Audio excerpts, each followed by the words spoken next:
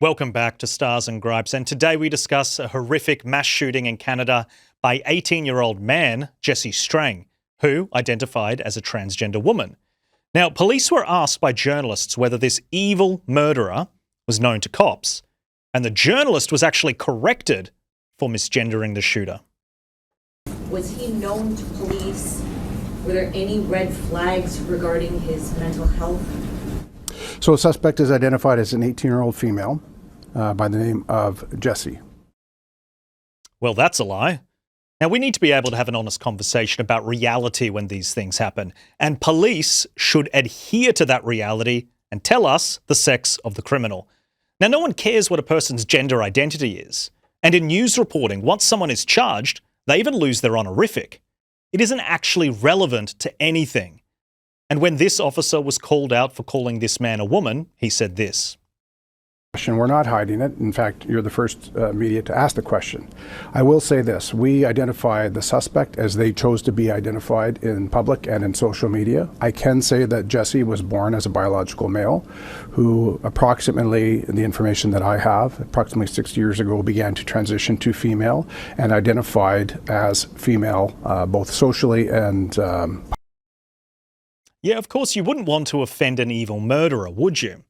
And for journalists who are supposed to document reality and tell us the truth, well, this lie that the shooter was female spread like wildfire.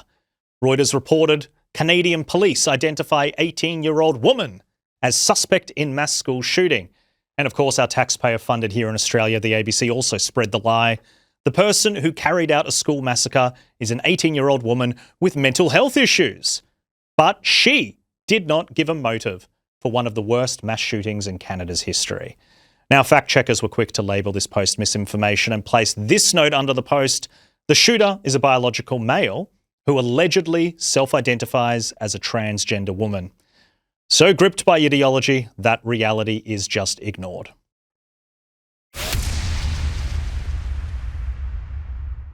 Well, joining me to discuss is Gabriella Power, sitting with me on the desk, host of Power Hour, one of the most watched digital shows on YouTube. Thanks for having me back, Jack. Well, thanks for being here. Now, this to me is quite an important issue, because I think that when you sacrifice the truth and then you believe the lie as a group, there are consequences for that. And so some people might be looking at this and saying, well, what does it really matter? We should be focusing more on the victims' families, and we should be focusing more on gun crime in general. And I would say, yes, both of those things are true. But what about statistics? What about data retention? What about looking at prison populations? What about potentially asking the question, are people who are transitioning and on puberty blockers and on these sort of chemical influence that's maybe behavior altering? Is there a trend related to violence? And you cannot have that conversation if you don't have the data, and you don't have the data if you deny reality. And it's an important conversation to have, absolutely. And news organisations have a responsibility to tell the truth and to report the facts as they are. And it seems as though the ABC is more concerned with offending or misgendering this killer than actually reporting the facts. Now, that tweet that you posted with the ABC describing this person as a woman, they also linked an article describing her as a woman, and it has been community noted. But I looked at that article. There's been no changes, no updates to the actual article. One of the first lines still says, the person who carried out a school massacre has been identified as an 18-year-old woman named Jessie. It's misleading. It is absolutely not true. This person was a man and claims to be a woman. These facts absolutely matter. It's not just the ABC, as you pointed out, Reuters. So many articles. You just see the headline after headline, woman, woman, woman. I mean, people are getting the wrong idea. It's not until you actually read the article and then maybe all the way down, you'll get some context, I should say, and some reality. Women are statistically very unlikely to commit mass shootings. And that's a truth, that it's an uncomfortable truth that I do think that men need to confront. And so when you're telling the lie matters and it permeates. And that's why it's important. And I guess the other thing is with news reporting, it doesn't matter whether the story is advantageous to your political cause or your beliefs. Yeah. If you are intentionally ignoring reality or altering the truth or running the lie because you think that you think that the truth would be a disadvantage to your argument, then you're lying to your readers. And I think that we have seen massive drops in trust from legacy media.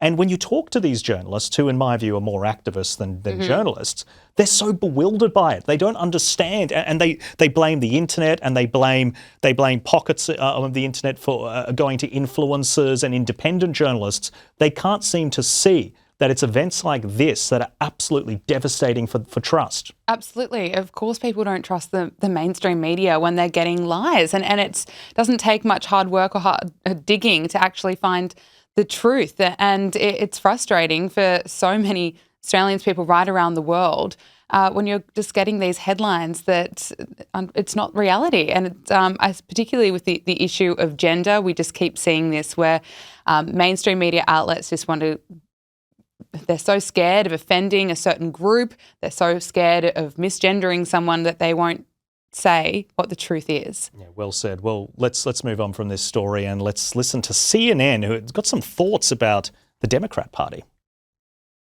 So we're talking about the Democratic base, right? But what about all Americans, right? How about all voters? Voters who say the Democrats are now too liberal. Look at this percentage. It was 42% in 96, 48% in 2013, now 58% in 2025 of all voters say that the Democratic Party is too liberal. The Democrats are moving to the left, the far left is gaining power, and there could be some electoral repercussions because what we see right now is voters, the clear majority, say that they are too liberal.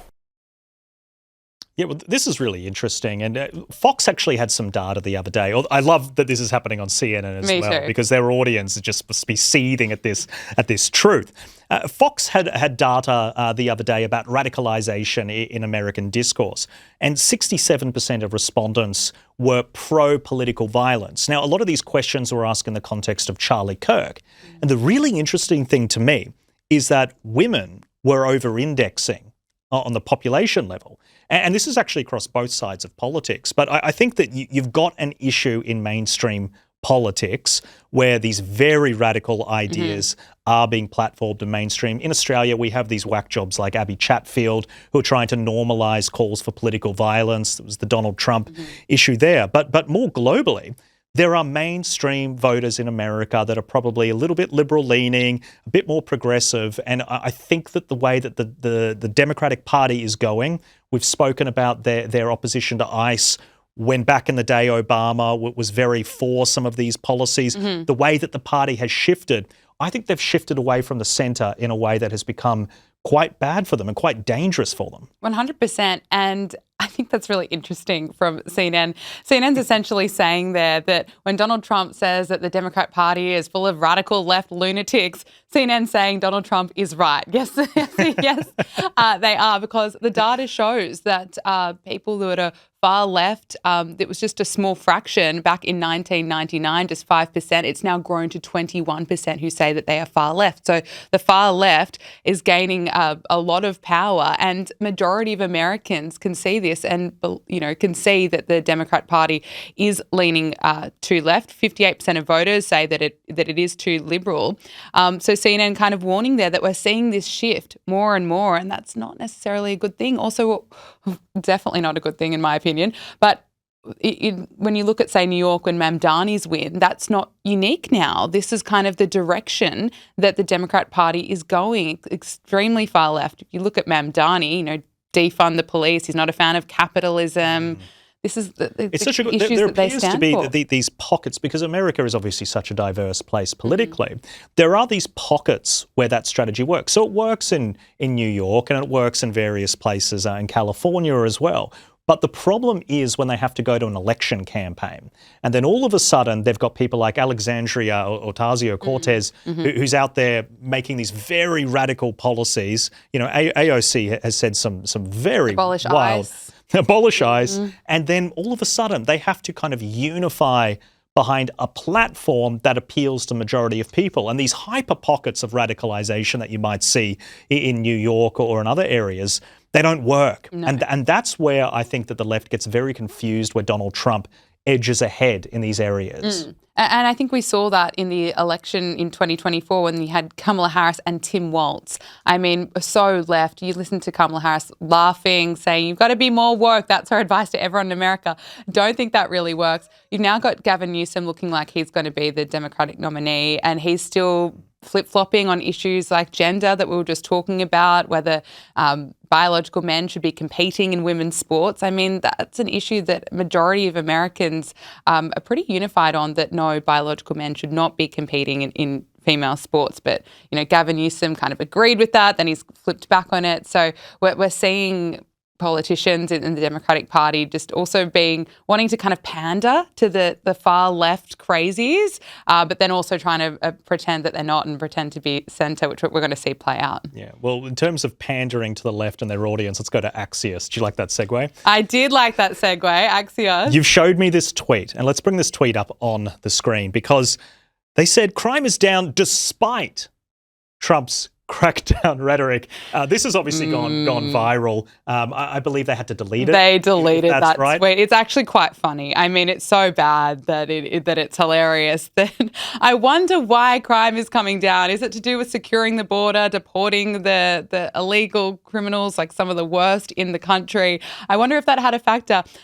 They deleted that tweet because they had to. They were getting roasted for it. But you read the article and it's even worse. It goes through all the statistics that's coming down. Homicide rates are down nearly 20%. It's extraordinary.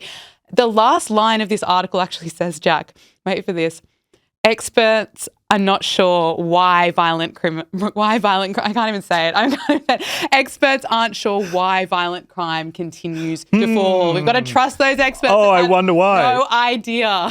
I mean, look, you could say the sentence also could be constructed. Me, just the journo in me, right?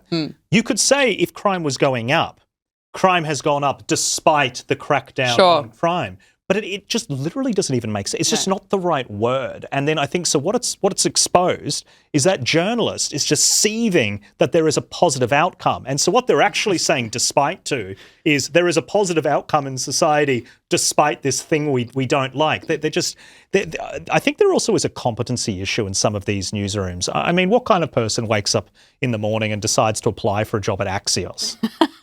The company, yeah, 100% you're right. But I think these journalists just have so much Trump derangement syndrome that there's a positive story that these things are good for America, that crime is coming down under Donald Trump's leadership. And then they still have to try and push this fake anti-Trump angle that just doesn't even make sense. But we're seeing that, time and time again, which is giving us plenty of content. Unlucky for them, you're watching their tweets, and we'll keep finding their little errors and their little acts of bias, and we'll have a good laugh about it. Gabriella Power, thank you so much for joining us with your insights.